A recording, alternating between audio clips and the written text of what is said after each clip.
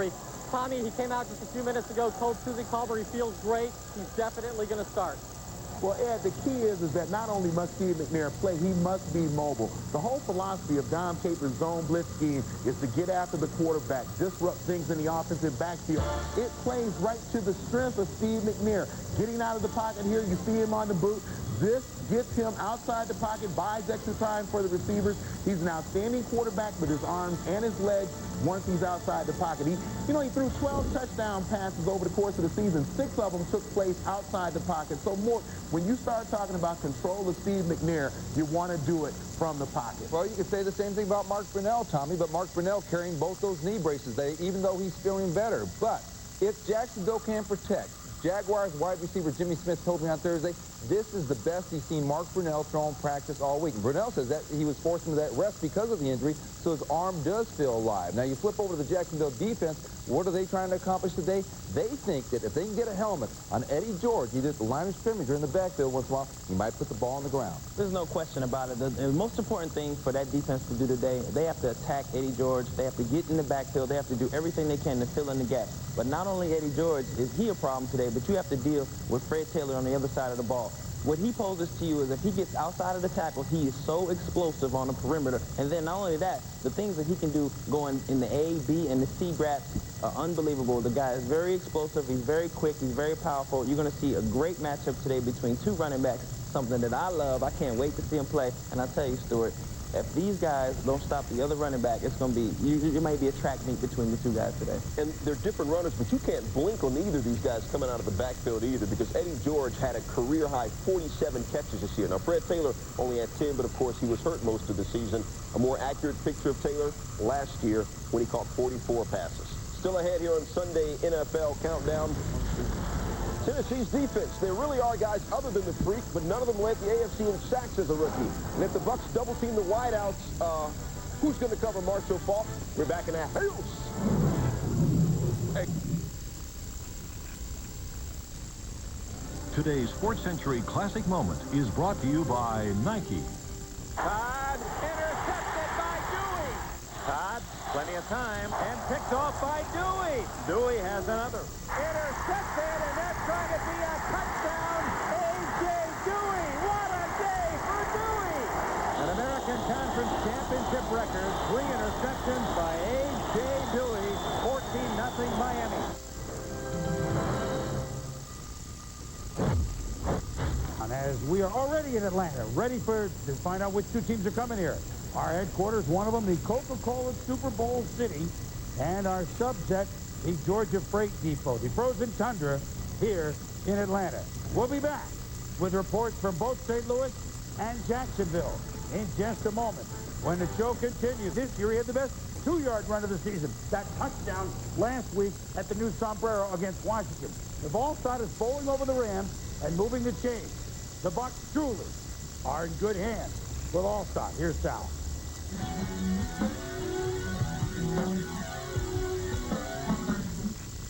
I was following my pulling guard, and he usually turns it up and either hit it inside or outside where the hole was, and this stretch keeping pretty good on it. Oh, he's running, and I see all these people, so I'm kind of behind him, just as a support system. They didn't wrap up, and we bounced off each other, and then I tried cutting it back, bounced off somebody else. You know they got Allstott. You know they got Allstott. Then he reverses still, and I see a guy that I think I can block, but I was like, I don't want to get a clip or something, because it looks like he's about to make a phenomenal run. I looked back, and there were just a pile of 4 or 5 guys laying on the ground, and they ran around them, and I could just see their heads looking at me because they couldn't do anything, and there was a touchdown. And then I was just glad I got a chance to see it. When my number's called, in those situations, down by the goal line, short yardage, I really take it personal. I'm very determined to get the job done. You heard Chris Berman on Prime Time, right? Yeah. Mike Allstott.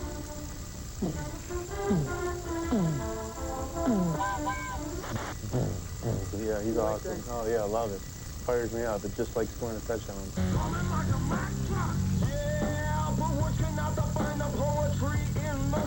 Allstott defines the Bucs' philosophy. Be patient and good things will happen. Late in the game, when he gets stronger, defenses get weaker. Nearly 40% of All-Star's yards have come in the fourth quarter. A lot of times you come out and defense is, you know, they're hyped up, they get up, they're ready to stop the run. And we keep pounding them. You know, if you notice, you know, in the middle of the third quarter, late third quarter gets there, you still start breaking some runs. So that's when those guys, you know, they sort of get tired. They do probably sometimes wonder, I can't believe they're going to run it again. I can't believe he's going to get the ball again. And it really, I imagine if you're a DB and you got a 260-pound running back coming at you, it's got to kind of get you after a while. You know they got all sides. You know they got all sides. You know they got all sides. It wears on the defense. And when we're running the ball, and there's 2 to 3 yards turn into 6 and 7 yard plays, and then he busts a 15 to 20 yard play. Say you better step aside, boy. He comes to get you. It's probably rubble until he ain't one to follow. You just got to keep on pounding it and be determined to continue to run the ball. It's not gonna be there the whole game. That's why we play 60 minutes. Thank you, Sal. We have fun doing it. Well, that 8 training whistle. Jamal, I mean, you're a ball player. I mean, you got to admire the way All-Star, it's north-south all the way. Your thoughts on a guy who you've been on a Pro Bowl team with for the NFC? Well, boom, while people fail to realize Mike Allstott from Purdue, he did all of the very same things before. He showed the very same versatility when he was in college. He gets drafted by the Bucs in the second round. They turn him into a fullback, throw him a couple of bones. What does he do with those bones? He builds a house.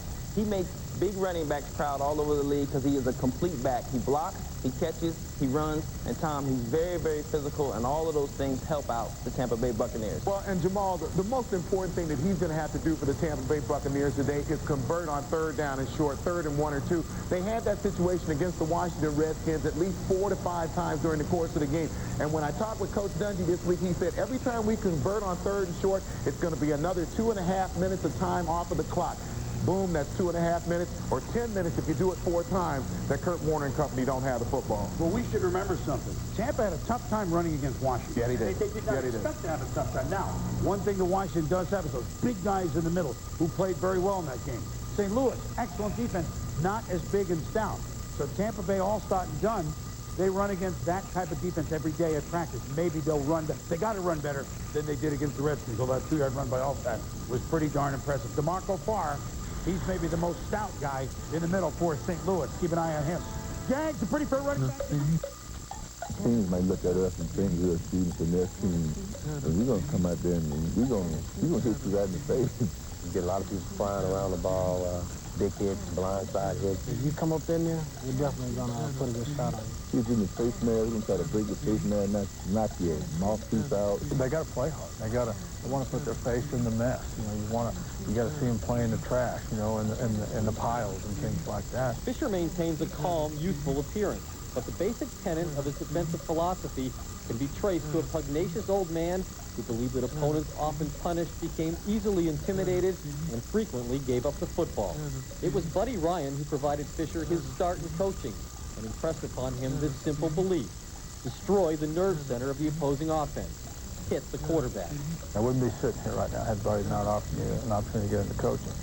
I played in the system, coached the system, changed the system, moved on with the system. But the philosophy is always the same. Dictating on defense is the key. He loves that style of defense, and he feels like it's the fun way to play defense, this attacking style, and get to make a lot of big plays. Every play is an opportunity to get the ball out, to get an interception, or to get a sack. You have to go to football. When you get there, you got to get there mad, and then you got to go after the ball.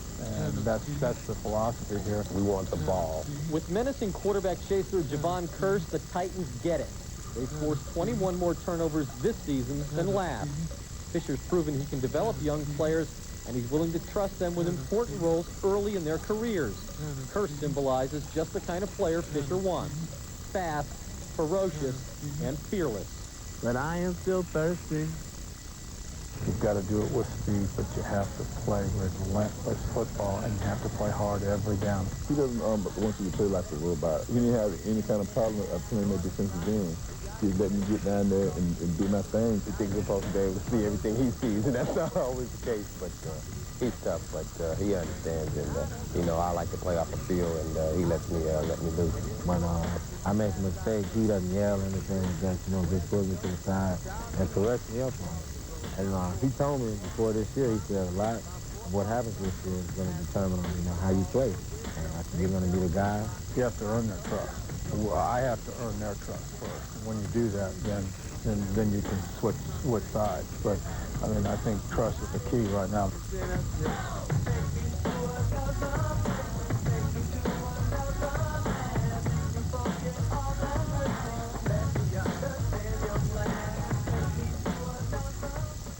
Fisher believes that the continuity that comes with having the same system in place for 6 years allows for more easy in-game adjustments. Two key matchups to watch today.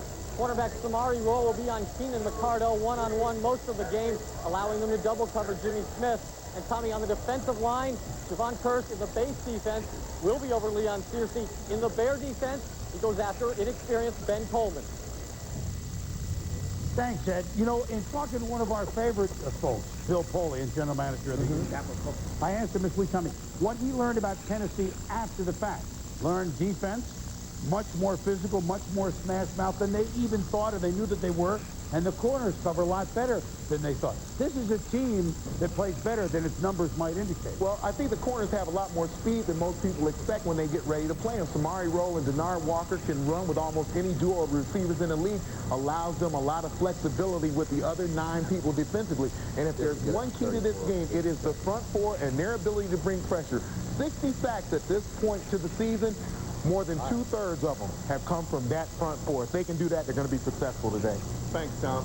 Yeah, the one thing you got to look at in this team is if the front four is being handled by the offensive line, the offense of the Jacksonville Jaguars is flowing. But if they have to use the back to chip on guys like Javon Kearse, the defensive end Kenny Holmes, you see Edgerrin James chipping right here. Guy comes into the league, 62 catches this year. He only had 1 in the biggest game that they played last week. Jacksonville has to get Fred Taylor out in the pattern. If he has to chip, 2 things are happening. The tackles are getting beat, and Mark Brunell is not as happy as everybody thinks, is not as healthy as everybody thinks he is. So get those backs out. And don't look also for Kearse to flip to go against Coleman and so because they like that combo of Ford and Holmes. They do a good job with that. They do a good job with that as well. Well, the late game in the NFC Championship game history since the merger. The biggest upset by points from the quote experts registered by Jamal Anderson and the Atlanta Falcons, 11-point underdogs last year against the Vikings. Tampa Bay is a 14-point underdog to St. Louis. Can they turn an even bigger trick? Let's go to St. Louis and Sal Paolantonio. Sal? All right, thanks, Chris. I'm in a TWA dome where defenses come to die. At home, the Rams have averaged 34 points a game, making a mockery of some very good defensive units, but they haven't faced one like the Bucs, who haven't given up a touchdown in 10 quarters and always know what the odds are going in. When I walk in the Tennis World Dome, it's not going to be 13.5 points up there for me to have a cushion. It's going to be 0-0, and we're going to turn into a 60-minute war and see if they can hang with us in the fourth quarter. If we get them over on the sideline, that's why 3rd down is important. When you play a great explosive offensive football team, get off on 3rd down. Get off on 3rd down. Get our offense back out there. You see, every time we get off on 3rd down, that's 3 less snaps for sure they don't get. 3 less snaps. Isaac Bruce makes a big play. Marshall Falk makes a big play. Warner makes a big play. Will this defense keep this team in this game? We have to. It's been our job for 18 weeks now. Our job's not going to change because we're in the NFC Championship game. One guy with his work cut out for him is right defensive end Steve White. With 2 sacks against Washington, White was the league's defensive player of the week. But today, he faces Orlando Pace, who held the Vikings' Chris Dolman without a sack or a tackle last week. He's a real good one-on-one blocker. We've got to find ways to get a pass rush on him. Just because he's all-world doesn't mean that, I just lay down and take a beating the whole game. Pace is the all-pro type player. He can lock you out. Steve White will have to use his quickness. We'll have to play some games with him. You can't overpower him, But Steve does have good quickness. One thing about Steve White now, he may not get you on the first move or the second move, but he will stay after you. He will stay after you. It's one of those games that, I'm going to have to block to the whistle every game. I've been watching him on film, and it seems like he gives tremendous effort, and he always goes to the whistle. So I just have to stay on him all game. And the Rams defense is going to try to come after Sean King all game long. The one thing that King told me that he's learned in his 7 NFL games is to get rid of the ball quickly. Don't take a sack and remain stout for 60 minutes. In the fourth quarter, here are his numbers. 4 touchdown passes, no interceptions, a QB rating, Mort, of 132. Well, you know, it's interesting because Tony Dungy and his defensive coordinator, Monty Kiffin, first thing they did Monday morning was break out tape of the Tennessee-St. Louis game because they share the same philosophy with Tennessee. Defense, get after the quarterback. They've got to get to Kurt Warner. They got to get Kurt Warner to put the ball on the ground. But even then, Boomer, can the Bucs offense take advantage of it? And that's the big question. Well, that certainly is the question. Mort, can they get to the 20-point range and keep St. Louis down there? We talked earlier about even Eric Coryell never made it to the Super Bowl. What do you do? The Raiders in particular, way back when, would have that game or two that knocked back timing, a beautiful timing that St. Louis and back then Eric Coryell and Dan Fouts had, knocked them out a little bit, and they got out of their rhythm, and they didn't look like the same team. You remember. I never saw Dan Fouts out of his rhythm. That didn't happen often with us. Well, we'll see if the Bucs can make that happen to St. Louis. When we return, countdown to kickoff. What do you need in Atlanta? Tommy and I at 7:30 Eastern to show you who's going to the Super Bowl and why. We'll be played right into Tampa Bay. Have you ever bought that postcard before? It said something more than that, but I was raised by a good mom and dad. All right, certainly we know what's at stake in this game. The winner of this contest, of course, goes on to play the winner of the AFC Championship game in Super Bowl 34. Jacksonville, you well know, lost twice this season to Tennessee. And, folks, it looks as if right now at about the 2-minute mark in the fourth quarter, that's what's going to happen. The Titans will beat the Jacksonville Jaguars 3 consecutive times. They are the third team in the last 3 years to do it. 8th in the past 13 opportunities since 1970, but it may prove to be a costly victory for Tennessee in that Yancey Thigpen broke his foot.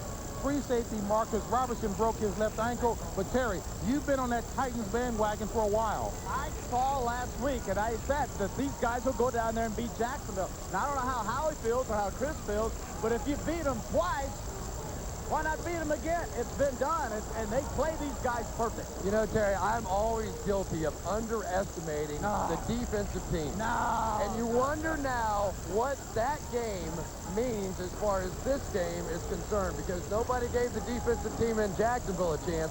Now this one here is the same kind of matchup. They're not facing the St. Louis Rams offense. That's the one problem. Defense wins championships. It will be put to the test today.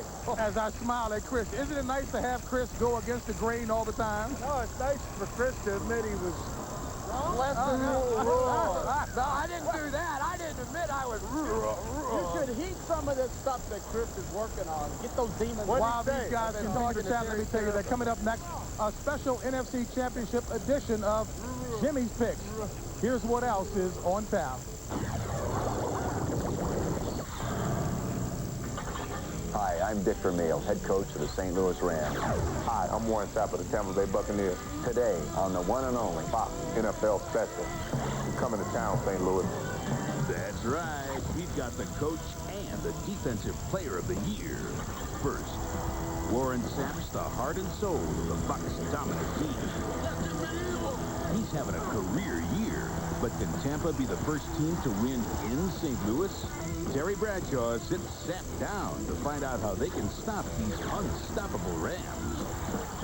After 2 miserable seasons, Dick Vermeil has turned the Rams around.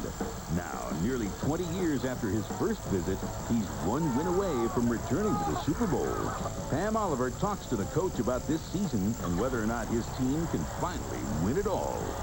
It's all coming up, coming at you on this one and only Fox NFL Special. Good thing it's kind of warm down here. Tennessee will become the 6th wild card team to reach the Super Bowl, the last the Denver Broncos in 1997.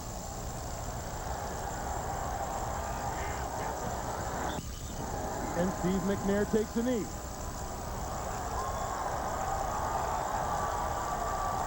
Jeff Fisher says, I think we have to do one more. No, we don't. That's it.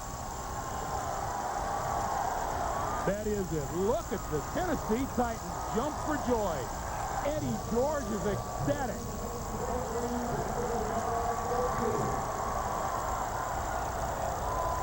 As the clock winds down, now every original AFL team has reached the Super Bowl at least once. We talked about a team of destiny. Jeff Fisher's Titans look to be that.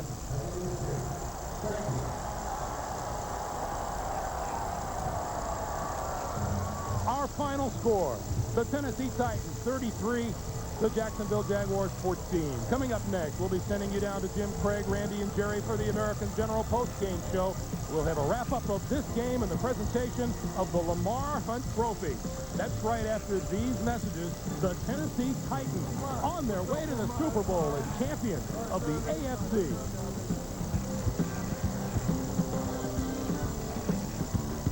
For the third time this season, have knocked off the Jaguars. Today's 33-14. Steve McNair, 3 touchdown passes, but as I mentioned, a costly victory at that as we welcome you back to the Budweiser pregame show. All right, earlier we had a chance to talk with Pat and John about today's game, and also here is Matt Millen, who's calling the game on radio, and he's standing by with Terry Bradshaw. Terry? All right, Davey, thanks a lot, Matt. We've heard so much about the speed of these Rams. How do you think these defensive backs, these linebackers in particular, Tampa Bay, will be able to match up with the speed of these Ram receivers? Matchup is a big key, Darren, and speed is another big thing, and you have to know your keys. Just like you better know your keys now. I mean, we're talking here, but what the heck's going back there on your set? Well, you know, Matt is pointing over here to the real Terry Bradshaw. Look at the look. Hey, and the fourth Super Bowl ring. That's right here. I don't know who this fella is over there. That's what you call a female imposter. Oh, is that right?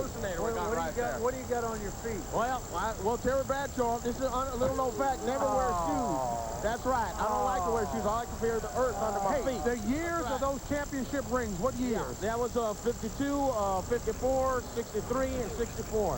Wow, Howie seems like the real guy to me, Chris and Howie. Well, what's up with the tie, though? Chris, I got something for you, too. I want you to have one of these. You can put that around your neck. You know what I'm saying, Mr. Skinny Neck over there? I love that. I love that. But what's up with that tie? This is my pink tie. I designed this right myself. I designed one for you, JB. That's hokey, that's pokey, that's piggy and porky right there. But Terry, a lot of people have been impersonating you here in St. Louis. Is that frustrating? I know, I like it. It's like Elvis. It's very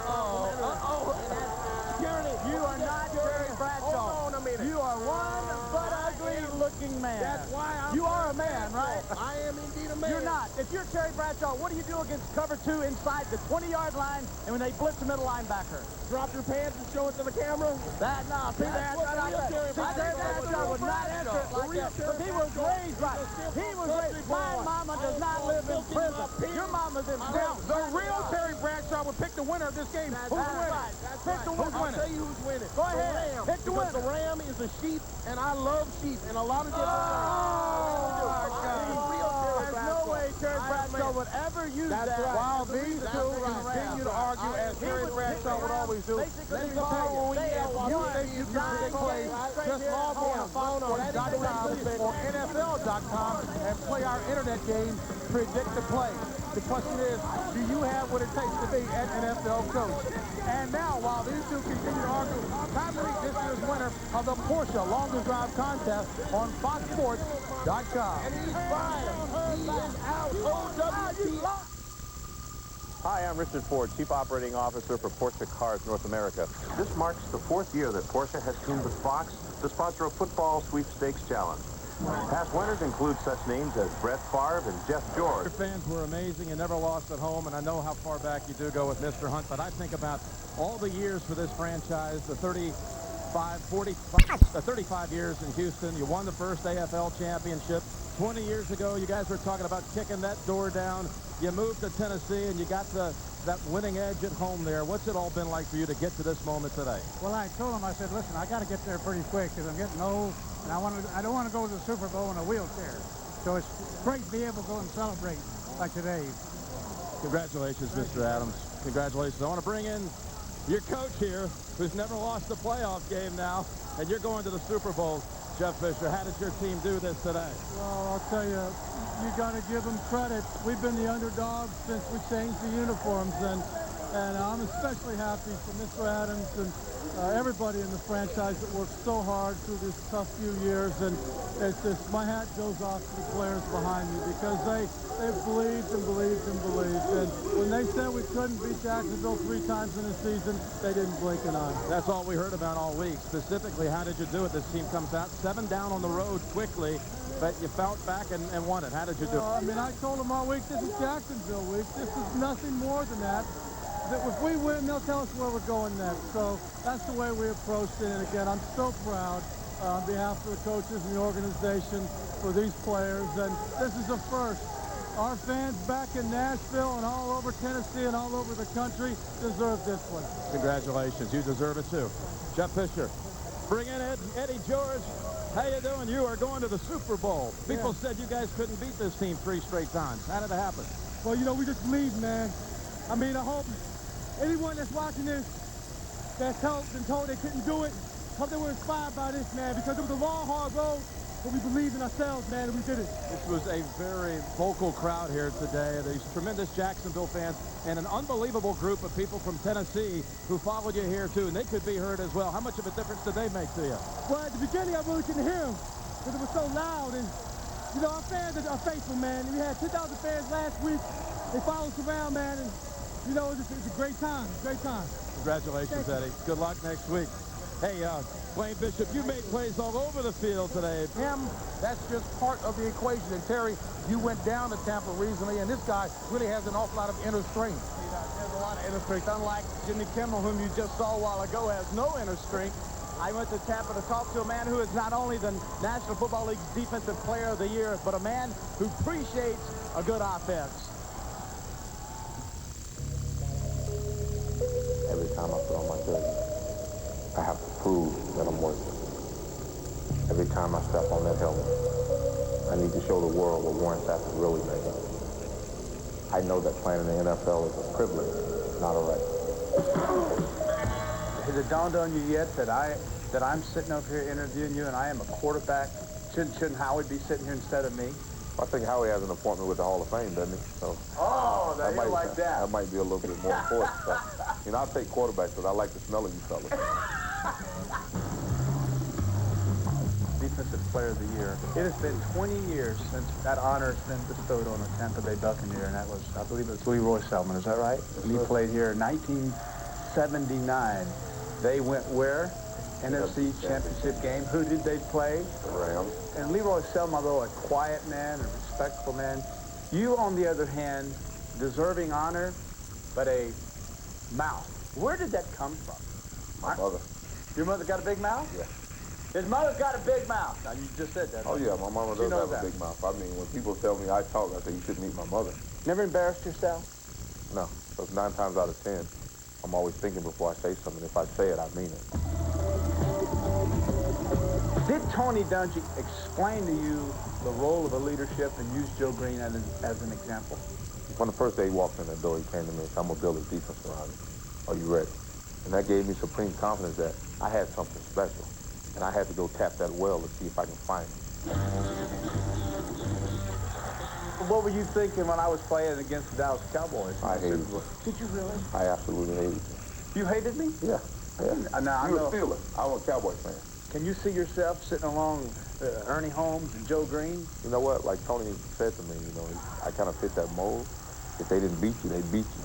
You know, if you walked out of the game and you happened to win one, you felt it for a week. So that's why I kind of, you know, like to play the game the way they played it. This will be a sore subject with you, but there's always a blessing in everything that happens. What did you have to do when you came here to convince Tampa Bay that you were not a drug addict? You're not a guy that's out doing drugs all the time. You made a mistake, boom, and they believed you. I knew the truth. I admitted to the world what I did. I flunked 2 drug tests. I flunked one as a freshman and the one at the combine. And then the one thing that hurt me more than anything is that they said I used cocaine. And that was the one thing that was more disturbing than anything in the world for me. And you didn't? Oh, you know, I was always taught as a kid that cocaine will make you steal from your mother, and I'll kill for mine. So that's why I know I didn't. The point is now, 5 years later, Warren Sapp is the Defensive Player of the Year, and the Tampa Bay Buccaneers are going to the NFC Championship game. Kind of amazing, don't you think? Kind of sweet. No doubt about it. You know, the thing about it is, you know, it's been a long time coming for a lot of people. It's kind of special that, you know, it's me leading the troops.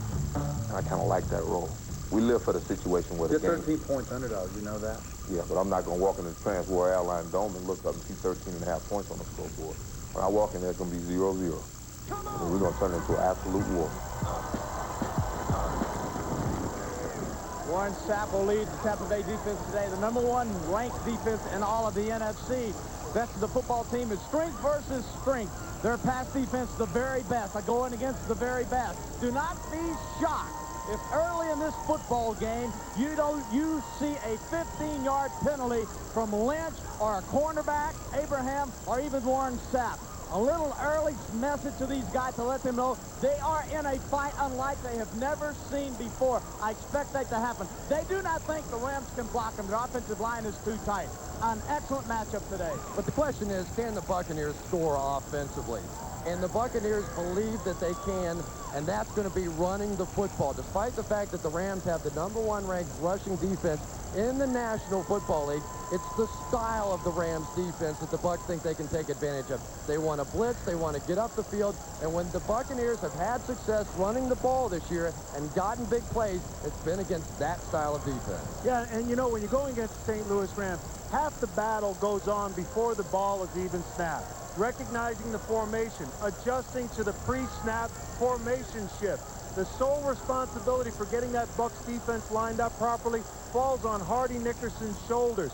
Tackling, that's a big key. A number of the Rams' big offensive plays are on short to intermediate passes.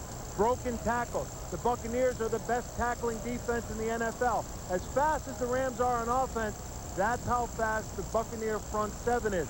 This should be an interesting match. You know, Terry mentioned about sending the message by the Buccaneers against the Rams, but first they have to catch him. Do you think they can?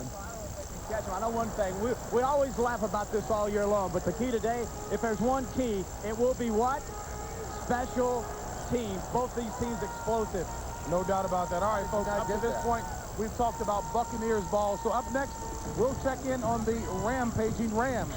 Now, many feel that St. Louis is the gateway to the Super Bowl, and if it is, expect head coach Dick Vermeil to get just a little choked up. I notice the longer I'm with certain guys, the more emotional and the more intense the situation. Out to a team that's burning it up. History will write under Dick Vermeil, the losingest organization in football made an unprecedented turnaround. History may also note Vermeil, once the poster child for burnout and extremes, used life's lessons to get this one right. Deep down inside, it's something I had to do again because I was not proud of myself in walking away an emotional wreck. You're still, in a lot of ways, the same person, aren't you? The same intense and emotional man you were all those years ago? Well, I'm not as intense, you know, and I see things more clearly now. I used to be blind to a lot of things. My players tell me things about how I was and what I did. Rams assistant Wilbert Montgomery played for Vermeil's Eagles back then. Okay, Grandpa, what was it like in the old days when you walked 5 miles to school? It was the 5 hours breakfast. It was the 4 hours breakfast. I mean, couldn't take the helmet off, couldn't unbuckle the chin strap for water break. I mean, he was just a tough guy. I don't even remember being